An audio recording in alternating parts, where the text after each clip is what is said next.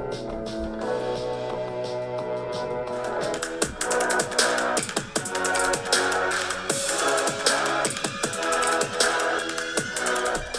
are you guys all doing? Welcome back to the GSMC Chip Shot Football Podcast, brought to you by the GSMC Sports Network. I'm your host, Manny Maradiegue, live today on May the 28th with another round of stories to get into on today's episode around the NFL. We're going to be talking some more wide receiver rankings, or actually the first installment of the wide receiver rankings of the GSMC Chip Shot Football Podcast, so we're going to dive into that. Then DeAndre Hopkins said this could potentially be the best wide receiver group he could have ever had in his career. So we're going to analyze that and go through some of the wide receivers he's played with and if I agree with it or not. Plus, a piece of news that was announced just about an hour ago: Nico Collins and the Houston Texans agreed to a contract extension.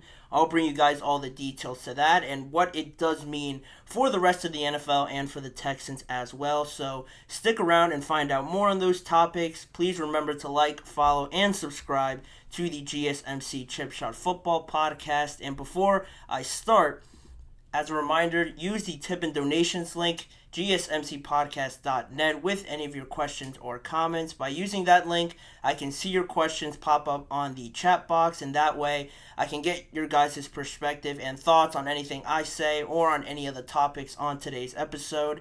It's a massive help for the show, so again, please use the tip and donations link, gsmcpodcast.net, with any of your questions or comments. But like I said before, we're going to keep going with the rankings, but this time switching it up a little bit and going to the wide receiver groups, again starting from the NFC North, and we're gonna go through each division one by one in each new episode. So the wide receiver group's a pretty interesting one here with the NFC North. A lot of good young talent that I got a chance to rank on today's episode. So without further ado, I will start with this at the number 4. Or actually, as a preface, the criteria I sort of based this on for this group of positions in the wide receivers, I based it off on reputation, the sort of background and statistics that some of these receivers have, the versatility, what each of them brings to the collective group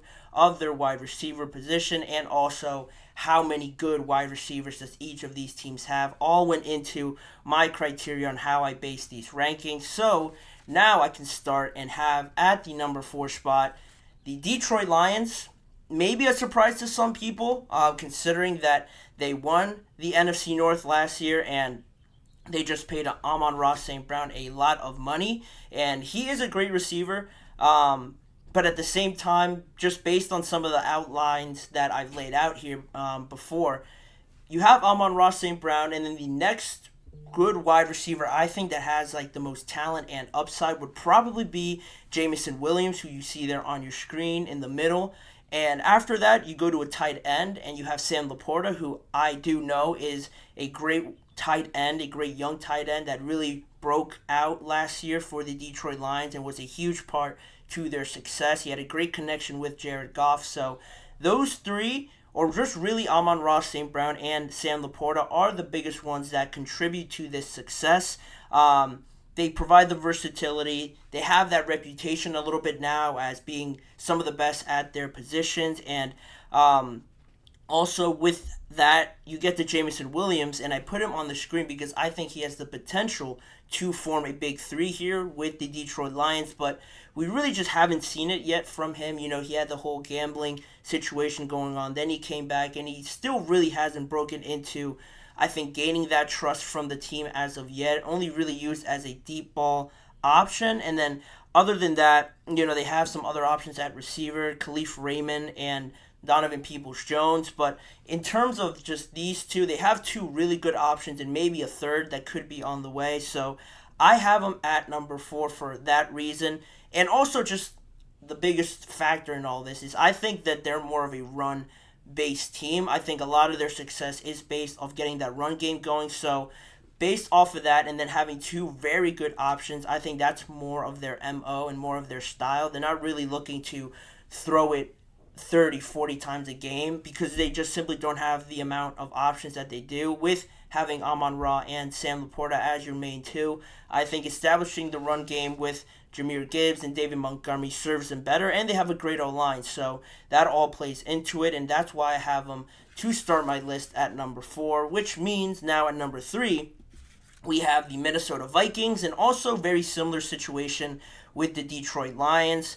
Justin Jefferson, one of the best, if not the best receiver in the entire NFL. TJ Hockenson, as well as Sam Laporta, very good tight end, but he has more of that reputation, more of a consistent resume to put out there and show why he's probably top 3, top 4 tight end in the NFL. And then you have Jordan Addison, who, similar to Jameson Williams, a very young player to complete this big 3, but unlike Jameson Williams, he's put out a pretty impressive debut season.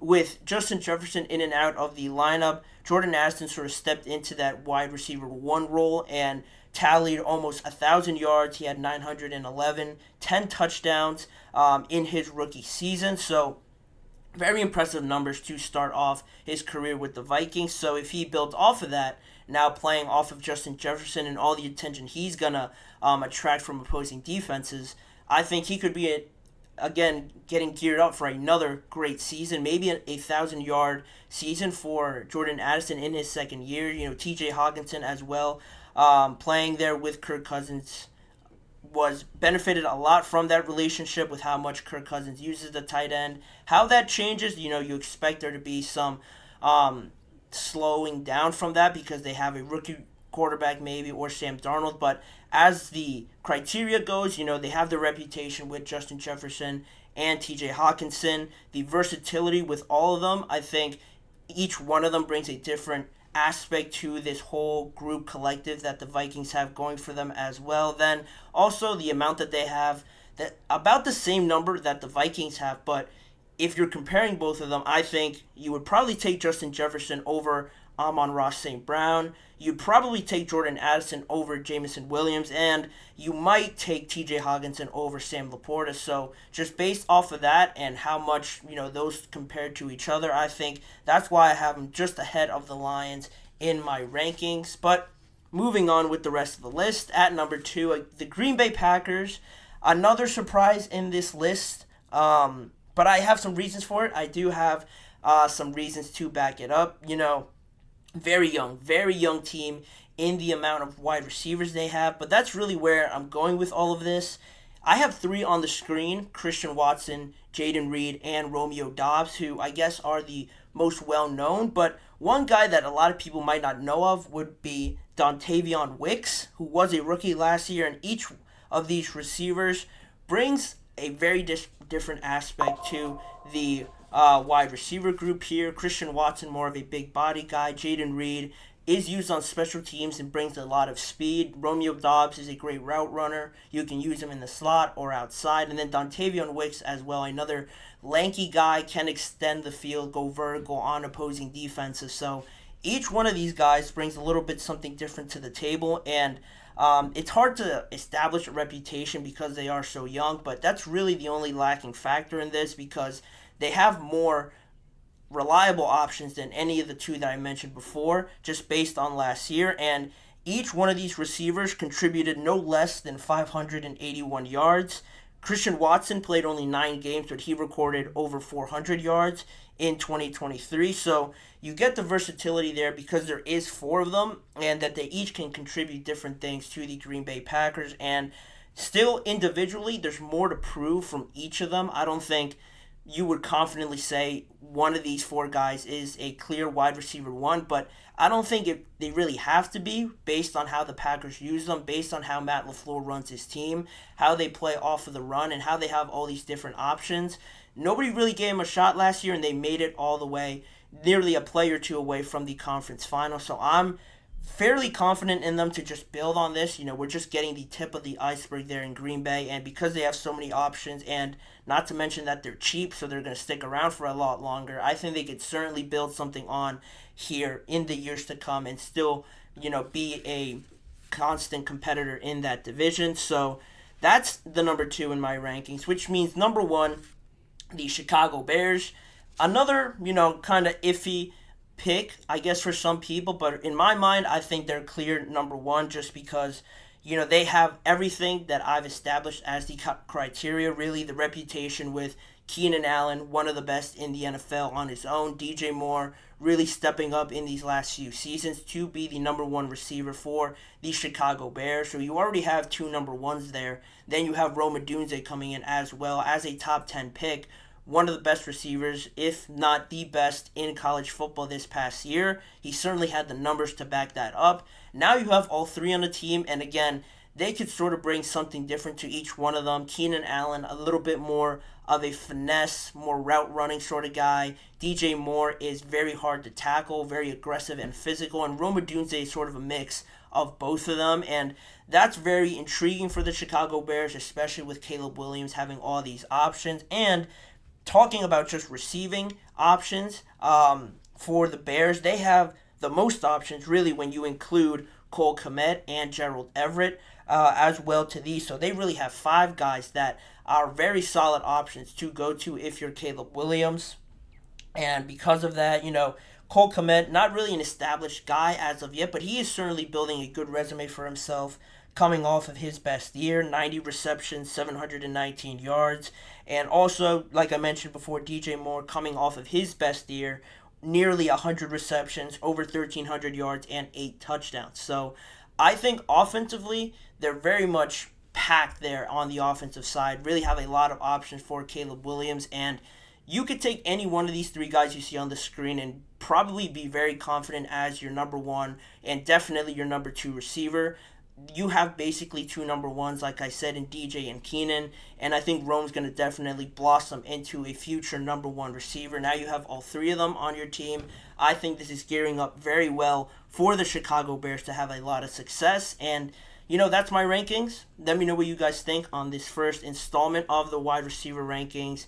If you were surprised by it, if you think I got it wrong, let me know in the comments section or in the live chat box during this episode. But that being said, I will go into a short break right now, and on the other side, we'll come back and talk more about DeAndre Hopkins, another wide receiver, claiming that this Tennessee Titans wide receiver group currently could be the best group he has ever played with in his career. We're going to dive deeper into that and analyze some other options he has played with in the past. But for right now, don't go anywhere. We'll be right back in just a few seconds.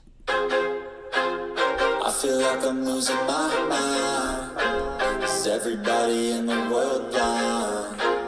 Please, Lord, give me a sign, a sign. I feel like I'm losing my mind. Is everybody in the world blind? Please, Lord, give me a sign, a sign. I wanna be the greatest. Everybody on the fake shit. I look around and feel like everybody is the fakest. I make this every day and I'm impatient. Hoping one day I blow up from the basement. Statement, the top is so vacant. I don't hear shit that I think is amazing. Waiting for my day when I'm playing. Sold out shows for 1,000 faces. Hey, give me that crown. Get in my way and to be put down. It ain't your place, all this my town. If I want that shit, then I'll get it right now. I'm losing it, the news it fits. I'm losing shit, a stupid myth. You choose to live or choose to dip. You choose to fight or lose your grip and lose a gift. Oh, I feel like I'm losing my mind. Is everybody in the world blind? Please, Lord, give me a sign, a sign. I feel like I'm losing my mind. Is everybody in the world blind? Moving right along with the second segment on today's episode, sticking a little bit here with wide receivers, now moving into the AFC South and focusing in on the Tennessee Titans and their wide receiver one, DeAndre Hopkins. Will this be the best wide receiver group in DeAndre Hopkins' career? That's what he was asked last week on his feelings towards all the new additions coming into that position group. Specifically, he said in an interview, I think this is one of the best wide receiver groups I have had the chance to play with on paper. And to give a little bit of context, if you guys aren't aware of it, to start, the Tennessee Titans hired former Bengals offensive coordinator Brian Callahan, and it would incline people to think that this offense now, with Brian Callahan coming in, will be centered more around the pass, and because of that, because they were coming from a system with Mike Vrabel and really focusing in on the run, especially because they obviously had Derrick Henry. They had to use him, and they had to really use him a lot in a lot of games where he got over 20 carries probably consistently.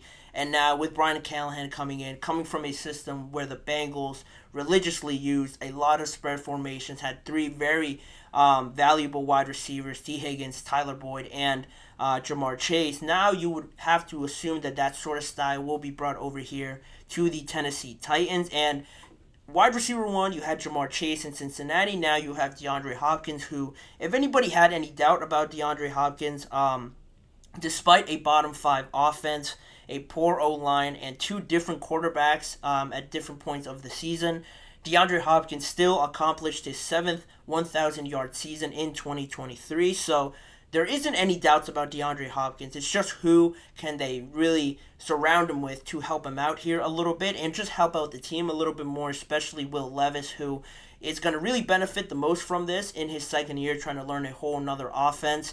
Can he benefit from this? And DeAndre Hopkins, sure as heck, thinks that this team can definitely do something special with them signing Calvin Ridley in free agency to a pretty big deal. A pretty big contract, but just off of the season that he had, he was the Jaguars' number one wide receiver, over 1,000 yards and 8 touchdowns.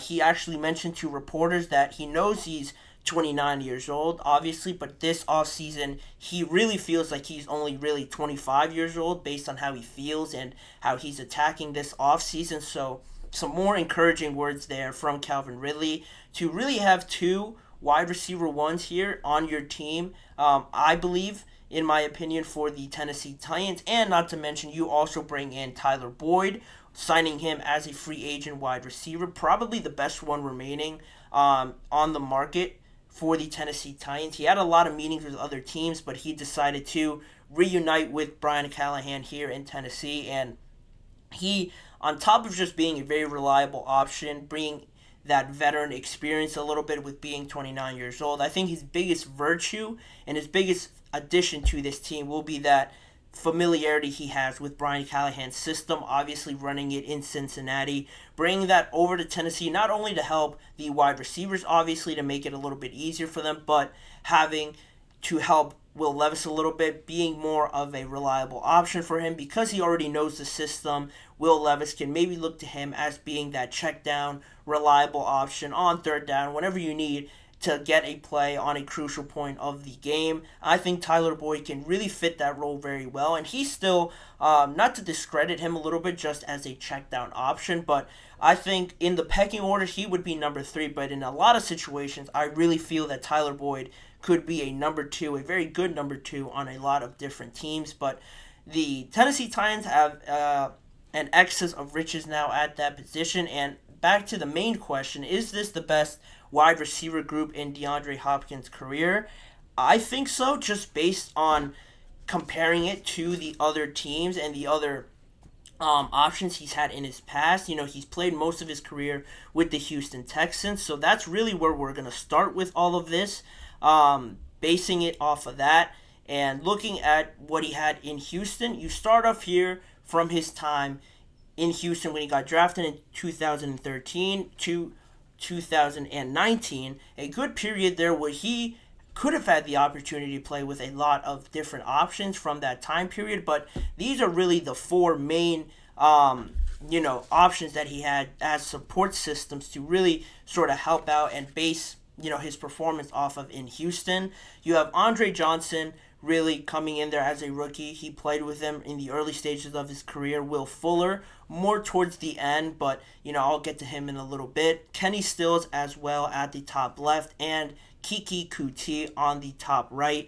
That's really the 4 main options that DeAndre Hopkins really played with during his time in Houston, and it is a credit to that team for getting to the playoffs on a few different instances with the wide receivers that they had, but just there in Houston as some of the options that he's had.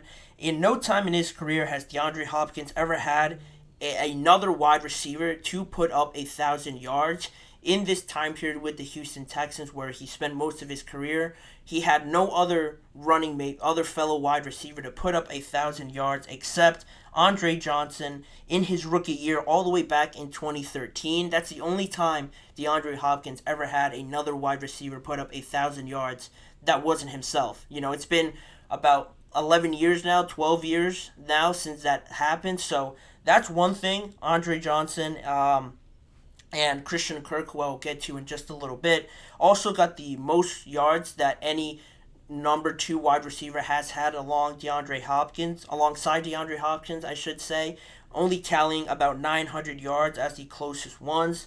Andre Johnson did it one time in 2014, and Christian Kirk did it one time in his time with the Arizona Cardinals. That's really it.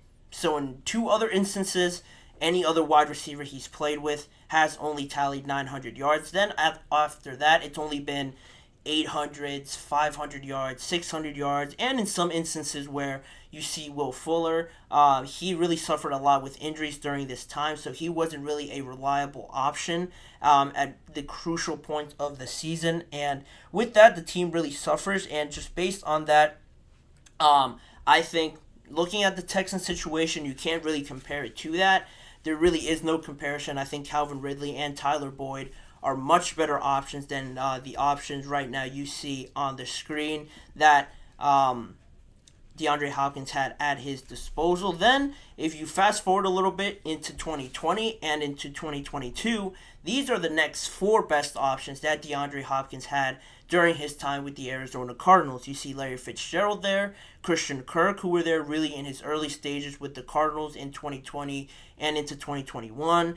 Then you get into A.J. Green in the bottom right there. Spent a little bit of time there, not as long, maybe a season or 2 with the Cardinals in 2021 and 2022. Then you get to Marquise Brown there in his last year with the Arizona Cardinals in 2022. So, again, all right options. Maybe Marquise Brown and Christian Kirk are the better ones for DeAndre Hopkins there in his time in Arizona. But A.J. Green and Larry Fitzgerald, where they were in their career, you could say they were just past their prime, so they really couldn't contribute as much to the team and to help out DeAndre Hopkins, to take away some of the attention that always seems to be on him at that point in his career. And Christian Kirk and Marquise Brown also, I just think, weren't really ready yet to step into that role. You see Christian Kirk now, and I think he's a very solid number 2, a very established number 2 that could get close to 1,000 yards, maybe even a little bit over. But again, at that time, I just feel like he was too young. And same thing goes for Marquise Brown. It didn't really, start to blossom for him until the season after DeAndre Hopkins left. So that's really what it is in the situation with the Arizona Cardinals. And most wide receivers are, I think, out of all the options I just showed you on those 2 graphics, the 4 on your screen now and the 4 previous, I think all of them are more compatible to what Tyler Boyd can produce for the Tennessee Titans nowadays as a number 3 than a legit number 2 receiver would.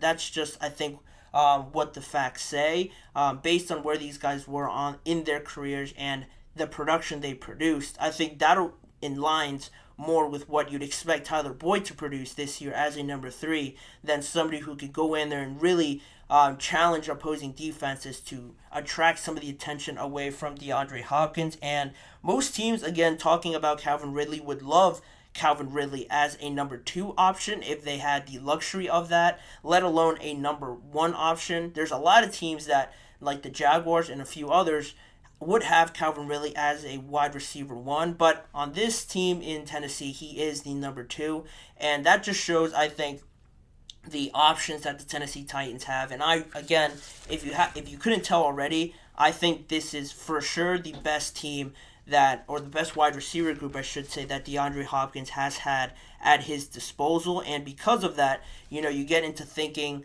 of a longer question, a future question. Is this enough to get him maybe into the playoffs and have a legit chance of moving on to the playoffs? I think that in combination with them addressing O-line a little bit, the defensive line as well, and defensive back through free agency, I think it makes them a bit more well-balanced. Just as an example, you add L'Jarius Sneed You had Tavondre Sweat through the draft. You had J.C. Latham as well to solidify that offensive line. And I think it all just makes this team a bit more well-balanced and more harder to pick out a legit, weak point in this team's roster. Do they have enough to make the playoffs? They recently made it in 2021, so it's not like they had a full rebuild of this team. There are some still good pieces that they can build on and that they have built on to make up the team that they have now. And it really, again, depends a lot on Will Levis and how he develops in his second year with a new head coach. But they have, I believe, a really good chance to compete for that second spot in the AFC South realistically, because I don't think they have enough chemistry speaking right now to compete with the Houston Texans. But why couldn't they get second in that division? You're competing with the Colts and the Jacksonville Jaguars.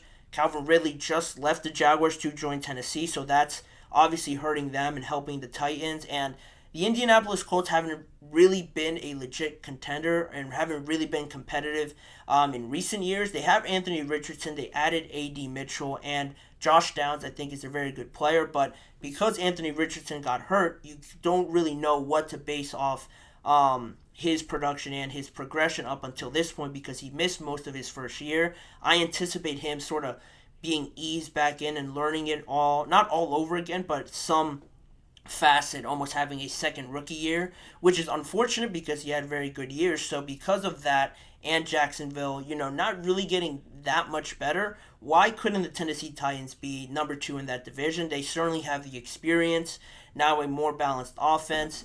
The quarterback is, again, the biggest question, but I have confidence in Brian Callahan to get this job done.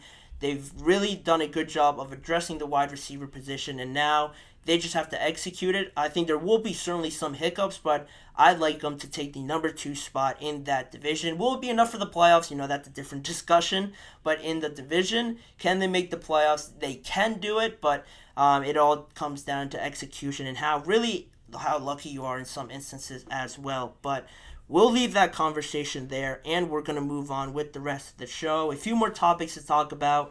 I mentioned the Nico Collins deal. That was announced about an hour ago. We're going to get into that. Some rookie notes from OTAs. I touched on just general notes in OTAs before. Now we're going to get into specifically the rookies and also talking about Patrick Queen, the reason why he signed with the Pittsburgh Steelers, betraying the Baltimore Ravens and signing for their bitter rival. He gave an explanation, and I'll get into that a little bit later in the show. But for right now, don't go anywhere. We'll be right back after this break. Looking for your daily fix of sports talk without having to pay for it? GSMC Sports Network is available on YouTube. Just search GSMC Sports Network. Get your fix of daily sports talk shows on YouTube, absolutely free. NFL, college football, NBA, MLB, MMA, UFC, fantasy football, and so much more. GSMC Sports Network has shows running all day long, with new sports shows starting every 2 hours. Just like on your favorite cable sports channel, except GSMC Sports Network is absolutely free. Just search GSMC Sports Network on YouTube to catch one of your new favorite shows, like the GSMC College Football Podcast, Chip Shot Football Podcast, Hoops and Heels Women's Sports Podcast, GSMC Basketball Podcast, and so many more. Check it out for yourself. GSMC Sports Network, now available on YouTube absolutely free. Search GSMC Sports Network on YouTube right now. Welcome back to the GSMC Chip Shot Football Podcast, and now moving into our next segment, a really recent announcement in that the Houston Texans and wide receiver Nico Collins agreed to a contract extension, again announced about a little bit over an hour ago now. The Texans and Nico Collins agreed to a 3-year, $72.5 or $0.75 million contract with $52 million guaranteed. ESPN's Adam Schefter also reported that this deal could reach up to $75 million if Nico Collins reaches some certain benchmarks in the deal. But overall, another wide receiver gets a long-term extension now. Nico Collins joins Amon-Ra St. Brown, A.J. Brown, Devontae Smith, and even Mike Evans with new deals this offseason. Not an extension for Mike Evans. I do know that, but it is a new deal, signing as a free agent to stay with the Tampa Bay Buccaneers. But this is a pretty significant deal for Nico Collins and obviously the Houston Texans, because they got the deal done this offseason. That's the biggest thing. The timing of all of this, you keep it in the price range of that $32 million, limit that A.J. Brown has as the highest paid wide receiver. And why that's so important, why it's obvious that it is more beneficial for these teams to get these deals over the line sooner rather than later, is because now you have I would say $7 to $5 million window where you can sort of navigate through and try and negotiate with a wide receiver. Nico Collins got $24 million, and I really think that's the threshold for these other wide receivers to get paid. That's the absolute minimum one of these new wide receivers is going to get paid. So you have that at $24 million, and you have the limit at $32 million. So you're playing with about $8 million there to maneuver around there and sort of work out a deal in that range. And say if you waited maybe until next offseason or later in this offseason, if that grew, if Justin Jefferson got an extension or if CeeDee Lamb got an extension, that grew to $35 million, now you have a wider range of, possible deals that could be worked out for your wide receiver. So that could obviously hinder you paying a little bit more than you would have if you would have done it earlier. So the Texans really just got that done in front of a lot of teams that still need to work out deals for their wide receivers. And Collins, more specifically into him and his playing out there on the field, he was going to play on the final year of his rookie contract this year. No fifth-year option for him because he was drafted in the third round in 2021. And he was supposed to make $3.1 million originally, but now that jumps obviously up to $24 million per year. And the deal is valid through 2027. And Nico Collins is only still 25 years old, so you still have him there for a good amount of years. And still have room to even extend him even after that, even further than that. When he's 28 or 29 years old, if he's still producing like he just did in this last year. And to compare it a little bit as to why I really like this value here for Nico Collins for the Houston Texans, if you look at his first 2 years and combine those two together and compare it to 2023, the receptions he got in 2021 and in 2022 combined, he had 70.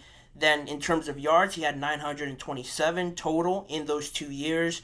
Only 3 touchdowns in his first and second year combined, and also a total of 126 targets also in those first 2 years. And now you look at last season and this whole breakout season, not just for him, but for the entire Houston Texans team.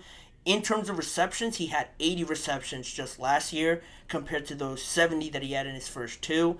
He tallied almost 1,300 yards. He had 1,297 total in yards, and also he tallied 8 touchdowns as well on 109 receptions. A big jump there in most of those stats other than targets. Clearly the best year he's had, and he established himself as C.J. Stroud's favorite target and that go-to guy, especially after Tank Dell got hurt. I think not only did they have to adjust, but I think Nico Collins and the Texans and head coach DeMeco Ryans did a good job of finding a way to still target Nico Collins and getting him open, scheming him open, and still getting him to produce. They got all the way to the AFC divisional round, so it all worked out very well for Nico Collins to earn himself this deal. And not only did C.J. Stroud help him break out and have this season, because he was there for 2 years before that and it didn't really click with the quarterbacks that they had on their roster. Now CJ comes in and his talent and his ability helps Nico Collins achieve his ceiling and really show everyone his true potential. It also works the other way around. I think Nico helped out CJ Stroud as much as CJ helped out Nico. It was a big reason why CJ won the Offensive Rookie of the Year last year and why he had crazy stats and one of the best rookie seasons for a quarterback in NFL history. And not to mention those two combined with the season you get out of Tank Dell, the superstars you found on defense. It helped the Texans to win the AFC South Division title and also make their first playoff appearance since 2019. And the scary part is that they're only really, just getting started with this, and it's really important that I think is that Nico Collins now is locked down. You have Tank Dell obviously locked down to his rookie contract. You extended Dalton Schultz as well this free agency, and you signed Stephon Diggs. So your main pieces on offense, and Joe Mixon is also signed still until 2026. So you have Joe Mixon, Nico, Tank Dell, and Dalton Schultz, your real main pieces signed for the foreseeable future. And you have Stephon Diggs, who is obviously a massive addition to this team to serve as that veteran and obviously still produce great numbers as a wide receiver one, still in the National Football League. But the only difference with him is he is on sort of a one-year deal. If he were to stay on this team, the Texans would have to renegotiate with him next offseason. But if it doesn't work out, he has that option to just move on. So I think it's going to work out. I think they're going to work out an extension. But it is very smart by the Houston Texans to make sure they lock down their young players that they drafted and that they scouted out and established as their main guys on their roster. Now, if Stephon Diggs goes, you still keep the main guys that you drafted and got to know through all this process. So that's the biggest thing. And just into some more points here on this deal. It doesn't reset the market, obviously. I don't think anybody was ever going to expect that. But I love this price for Nico Collins because it just shows the benefit of getting this deal done early. Like I mentioned before, you have a smaller window to really mess around with compared to if you waited a little bit longer. Now that window grows and you have about $10 million, maybe $11 million to work with, where Nico could have gotten paid a little bit more compared to that $24 million he gets now on this deal. And he joins some wide receivers that already got their extensions. And if you want to compare it to another wide receiver that got an extension, like I mentioned before, Devontae Smith was another one, and he got about $25 million per year, which I think is a fair value and a fair estimation if you're comparing those two based on how much money they get, on how they produce. Similar sort of numbers there for Nico and Smitty.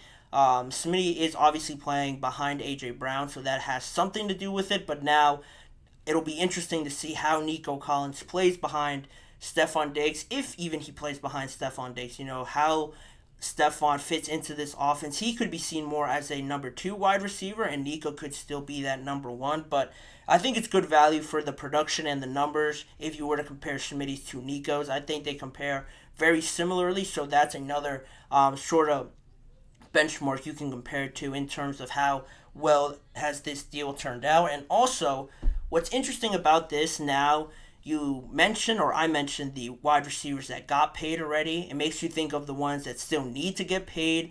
Obviously, Justin Jefferson and CeeDee Lamb will get a lot more, but a guy like Brandon Ayuk, I think, is pretty interesting to mention alongside Nico Collins because you look at the numbers and the production they produce. I talked about it yesterday, how Brandon Ayuk was reportedly looking for around $30 million because of the season that he had and the projection, sort of, that people estimate him to get to as maybe a number 1 receiver, potentially on another team. If you compare the stats of Brandon Ayuk to Nico Collins, Ayuk only had 5 less receptions at 75. He had more yards than Nico Collins at 1,342, and he scored 1 less touchdown at 7 touchdowns for the 49ers on 105 targets. So pretty much the same numbers there, but he got that as a number 2 receiver, so, take that as you will. Brandon Ayuk, similar numbers to Nico Collins, but he is still number 2 at least on that list as the wide receiver there behind Deebo Samuel. So, how does that value sort of play into that contract negotiation? Brandon Ayuk, on paper, you look at the stats, $24 million for this guy. Why shouldn't Brandon Ayuk get $24 million as well if he's putting up the same numbers in a season where it was deemed as being his best season in his career? Well, the situations are a little bit different there for Nico and Brandon. Brandon is still serving as a number 2 wide receiver, so you could just imagine and hypothetically think that if Brandon was the only wide receiver on the 49ers, how much better could these numbers be potentially? Or maybe be a little bit worse if more teams are focusing in on him and they don't have that other threat opposite of him in Deebo Samuel to take away some of the pressure. I think that's an interesting thing to kind of pontificate a little bit here in this situation. Brandon, similar numbers to Nico, but is that because he is held back a little bit by Deebo, or because he is benefiting a lot more from Deebo in that situation? And that sort of discussion leads you into believing, does he deserve that $30 million if he's being helped out a lot more by Deebo being on the field, or can he truly be that much better serving as the number one, and then that way validating that $30 million asking price? That's just something else that got me thinking based on this Nico Collins deal. He gets $24 million, similar stats to Brandon, but different circumstances that you could interpret in very different ways. So overall, Nico gets a good deal. I love it for the Texans. I love them just checking off everything on their to-do list early rather than waiting around for it. That's what good organizations do, and now they could, again, just keep the main thing, and focus on football, solidifying one of their young stars, and keeping one of the best weapons that C.J. Stroud had from last year to try and continue that success in 2024. But that being said, that's all I have on that segment. We're going to move on to the next break, and on the other side, we're going to bring you some quick notes on the rookies and how they're performing in OTAs, as well as talking about new Steelers linebacker Patrick Queen and why he decided to move on from the Baltimore Ravens and sign with the Pittsburgh Steelers. He gave some pretty interesting reasons, and I'm going to dive deeper into that later in the show, so don't go anywhere. You're listening to the GSMC Chip Shot Football Podcast.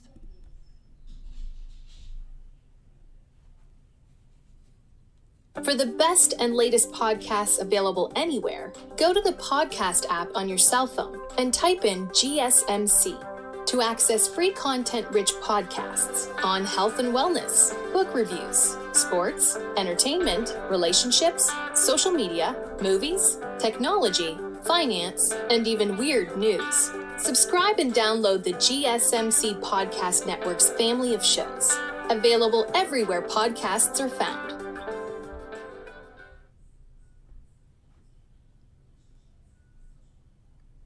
Back here now on the GSMC Chip Shot Football Podcast. Before I dive into the next segment, one last time, I'd like to remind you guys, if you have any questions or comments, to use the tip and donations link you see on your screen, gsmcpodcast.net. By using that link, I can see your question pop up in my chat box and then read it on air and get your guys' perspective and thoughts on anything I say or on any of the topics. It's a massive help for this show, so again, if you would, please use the tip and donations link at any time throughout this live show with any questions or comments at gsmcpodcast.net.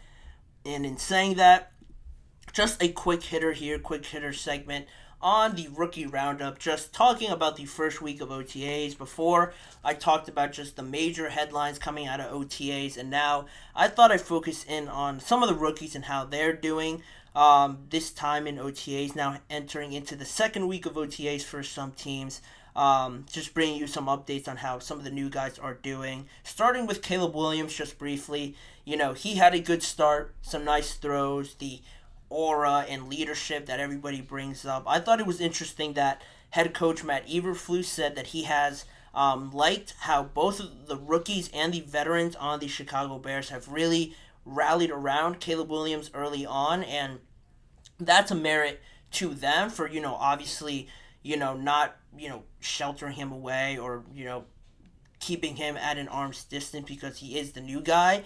Rallying around him, I think, shows a lot about them and also around Caleb for being that leader and really stepping into that role, embracing that role as a true quarterback number one and being the guy, the face of the franchise, essentially. Matt Eberflus touched on that. He said that all of them are just rallying around Caleb Williams early. At this stage, I think is pretty impressive, and also just being characterized as a hardworking guy, a learner, and just a great person, willing to accept the mistakes and try to correct them immediately, I think says a lot about Caleb, because you know a lot about the on-field stuff, the talent, the athleticism, all that is, a given. A lot of praise has been on the kind of person that he is and kind of leader that he is, so I think that says nothing more than a lot of good stuff for the Chicago Bears.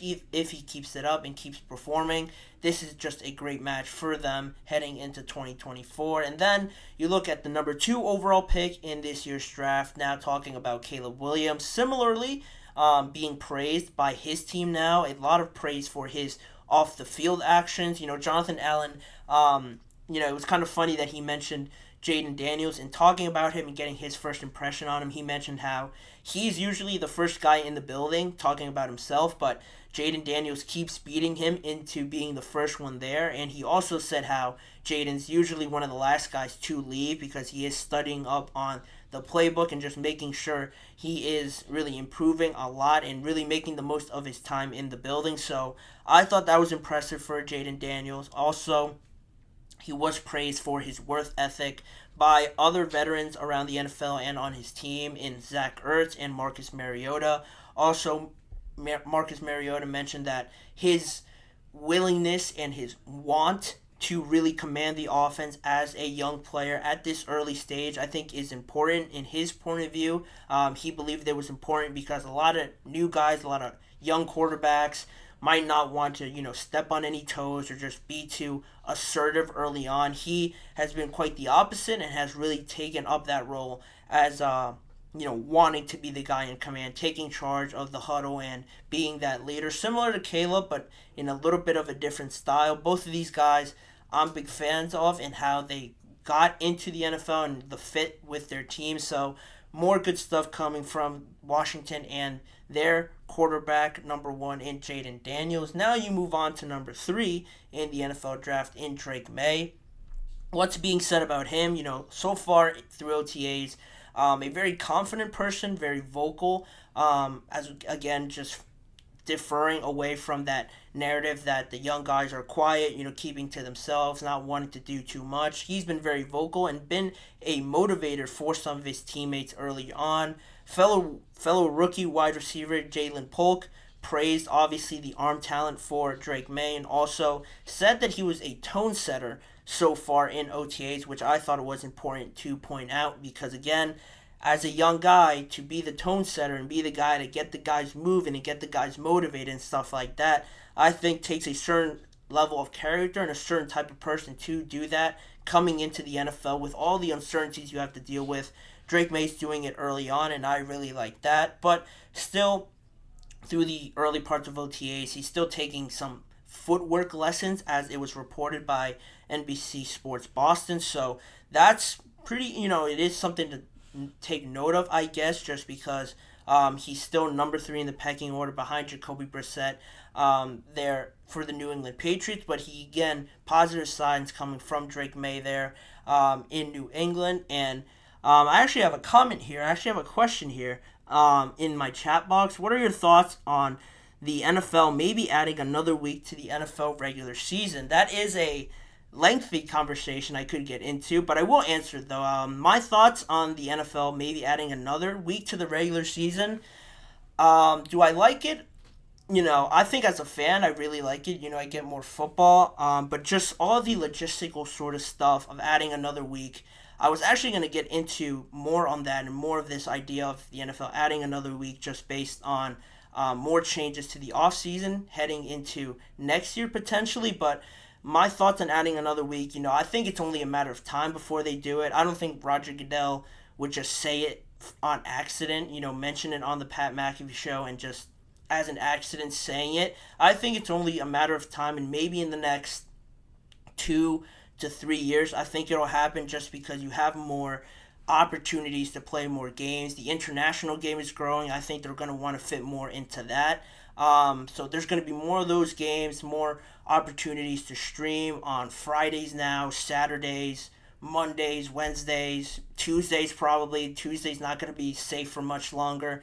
I think based on how the NFL is going and trending and just growing in general, I like it. I think it's good, and I think it's almost inevitable now because the NFL is not going to turn down another opportunity to gain more revenue. So it's going to happen. I think just accepting it now is the way to go. I think more football, it's going to be fun for fans, but just how the players react to it will be interesting to monitor. But that's a good question. I like that question. Thank you. Thank you to Lil Fettuccine68.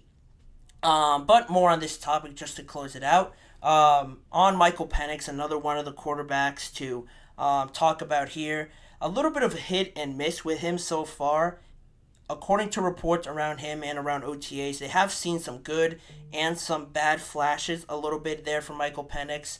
Sports Illustrated Daniel Flick said that Michael Penix has shown flashes of brilliance, but also has shown the NFL arm talent, obviously, but the accuracy and the depth perception on some of the throws still needs work. But that is what you'd expect out of Michael Penix. You know, he was very polarizing, I think, in the draft, so pretty much as advertised right there, so not too much, to take from that in the early part of OTAs. Then, lastly, J.J. McCarthy, I will touch on here. The arm talent is off of the charts as being reported by those close to the practices there in Minnesota. Alec Lewis of The Athletic actually said, it was something that made me laugh on J.J. McCarthy, saying that his spiral in combination with the velocity that he has surprises a lot of people, and that he was surprised, sarcastically, that the ball didn't burst into flames as it was traveling through the air. That's, I think, a positive sign to take away, just because JJ, there was a lot of questions on him as a passer, but clearly through the early parts of OTAs, he's shown a lot of zip on that ball, a lot of accuracy, and a tight spiral, which has certainly impressed a lot of people. And they also mentioned that McCarthy's velocity is really just generated from very efficient mechanics and a fluid motion, range of motion, as they put it there, Alec Lewis as well. So that's very encouraging. I think he's going to take the job as the starting quarterback, but earlier on, there could be struggles, but so far so good, I guess, for J.J. McCarthy, impressing a lot of people at the OTA practices, and just getting good reviews from the reporters and everyone from the Minnesota camp. So that'll pretty much do it for that segment, just quickly touching on some of the topics on some of the rookie quarterbacks and how they're doing so far early on in their NFL careers. But with that, I will go to the last break of the show, and when we come back, we'll touch on Patrick Queen and why he decided to sign for the Pittsburgh Steelers, prioritizing one thing over the other at this point in his career. I'll let you guys know what that is in just a few seconds.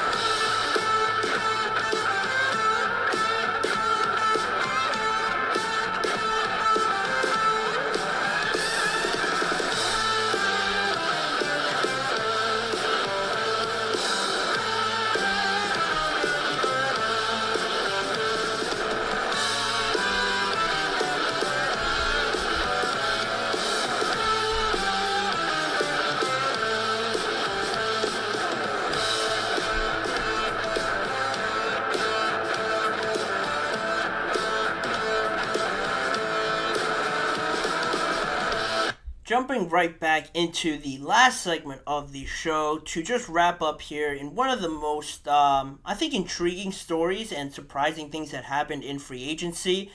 Certainly for me, because I am a Steelers fan, and when I got this news, I was, one, very excited. I was freaking out that Patrick Queen decided to join the Steelers, from the Ravens especially, but just because, why this sort of happened, that was really the biggest question. But at that moment, I didn't really care why he joined. The fact that he was on the Steelers really made me excited for how much he can contribute. But, he signed officially on a 3-year, $41 million deal there with the Pittsburgh Steelers. And what's interesting about this deal and how it plays into the reasoning why he signed is because only really the first year of his 3-year contract is guaranteed. So in his first year, that $13.84 million salary is fully guaranteed once he's signed. But then there are no guaranteed amount of money beyond the 2024 season. Instead, there are roster bonuses really that just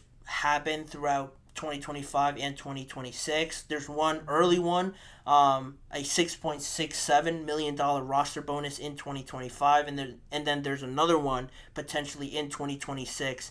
That's about $2.5 million as well. So no guarantees beyond 2024. So it is, you might be thinking, a bit confusing why Patrick Queen would sign for the Steelers. One, because there are no guarantees, and he's still only 24 years old, where you'd think you want these guarantees to ensure that you not only are just not playing for anything, producing at the level that he has produced. You'd want to obviously get compensated for that, but in terms of any injuries and stuff like that, you want to make sure you have the money there to get paid and not really have an injury derail everything for you. So that's some of the questions that pop up in this deal and why Patrick Queen decided to sign for the Steelers. Well, he was having an interview recently with Steelers DB, and he provided a little bit more context on why he decided to sign with the Steelers and this sort of contract. And he basically said, from all the 15 teams that I was talking to, it came down to like 5 at the end. It was just like 5 teams in the mix. Some of them were offering some $17 million per year. After that, it was like, I have a chance to either go win or I have a chance to get paid. Then he goes on to say a few more things before rounding it off and saying, I'm really just trying to win right now and get that out of the way and then get paid later. Queen said that the main difference between some of these contracts was about $4 to $5 million, and he didn't want to be part of a rebuild as well. So he has never been on a losing team. Obviously, with the Ravens, been very successful in these last few years or since he's been in the NFL. So being accustomed to winning, been used to winning from his time in LSU as well, a very successful time period there. He's known nothing else but winning, quite honestly. He has been very successful, and he is a good player that has contributed a lot to a lot of these winnings in the NFL and in college. So that just makes sense. He wants to continue that. He doesn't want to be part of a massive rebuild and not compete for the AFC like he has been accustomed to. And especially going from Baltimore to Pittsburgh with little guarantees, I should say. It must have been some, I would be inclined to think that there are some extracurricular feelings there, since some of the reports say that Baltimore didn't even try to re-sign Patrick Williams. Could there have been some bitterness there? Maybe. I don't want to say there, but wink wink, your team that you've been so successful with doesn't try to re-sign you in free agency, almost not making you a priority at that point. I know they had paid Roquan Smith, so do you want to allocate so much money to 2 of those guys if you could potentially get a younger, cheaper option there? That's a valid reason, but, could there be some bitterness there from Patrick Queen? And, I just can't get over the rivalry you had. You played against the Steelers all this time in the NFL to just hit free agency. And it's not like he got no money. He got almost $14 million as a guaranteed salary in his first year. So that's a good amount of money. But again, the rivalry, the feelings you have towards that rival for so many years in Baltimore, to sign with them so willingly, I don't know. I think there's some feelings there because Baltimore didn't re-sign him. He kept saying at some of his introductory press conferences that people are painting him out to be the villain and that he couldn't wait to assume that role and be that villain with the Pittsburgh Steelers. So, I'm not complaining. I'm certainly not upset about it. Pittsburgh now have a great player at each level of their defense. Cam Hayward, Keanu Benton, Alex Highsmith, TJ Watt on that defensive line, Patrick Queen now at that off-ball linebacker position, as well as Elandon Roberts as well. Then in the secondary, you have Minkah Fitzpatrick, Joey Porter as your 2 main guys there in the secondary. So making this defense a lot more talented and a lot more balanced, I think, to compete there in that AFC North. And really, again, like I mentioned, this is essentially a one-year deal, sort of, with just a couple of team options. So if Pittsburgh, they also have some other contracts to deal with, some other extensions. If they don't feel Patrick Queen is worth it, they do have that option. So this is very beneficial for the Steelers, but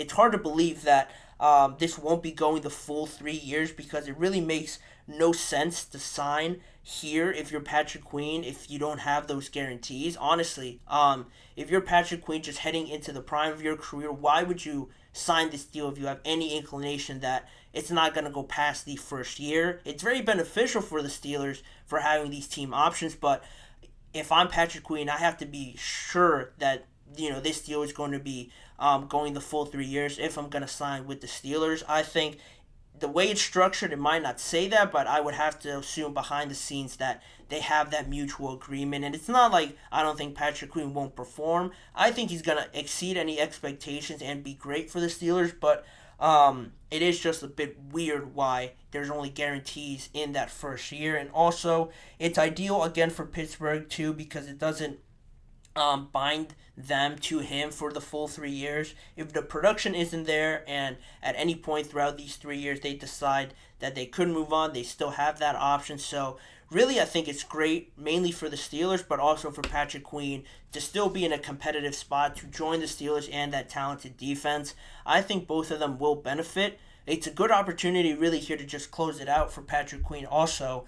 It's not mentioned a lot, but with him joining the Steelers, before it was always, you might only be good because of Roquan. How good is Patrick Queen if Roquan wasn't next to him? Now he has a great opportunity to not only command his own defense and be the guy for the Pittsburgh Steelers, but you get to play against Roquan Smith, not directly, but sort of just have him watch you on the field and you watch him when you're off of the field, competing against him twice a year and sort of proving those people wrong in those games, I think, again, goes a long way in showing, everybody why Patrick Queen signed for the Steelers, took this contract, and to really prove that he is the guy. I'm excited to see it. I think it's a good match, and I'm really looking forward to this Steelers season. But that'll do it for me on today's episode of the GSMC Chip Shot Football Podcast. I want to thank you guys for joining me and remind you guys to follow us on all of our social media platforms like Facebook, Instagram, X, and TikTok for more of the network's content outside of sports as well. If you want to see more of me and this show, check out the GSMC Chip Shot, or the GSMC Sports Network, and the GSMC Podcast Network on YouTube for YouTube Shorts that are posted daily. All the live full shows are recorded and posted on both channels. And also, if you don't have time to watch all the full shows, there are individual segment videos for you to tune into as well to just catch up on a specific topic. And as a final reminder, tune in every weekday at 6:30 p.m. Eastern Time for more football conversations and NFL discussions with me, Manny Maradiegue, as your host. Thanking you guys for joining me today, and I hope to see you guys all back here again with me tomorrow.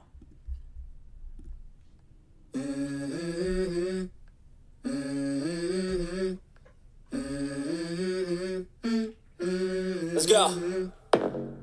I wake up to a little bit of drool on my pillow, feel like it's gonna be a bad day.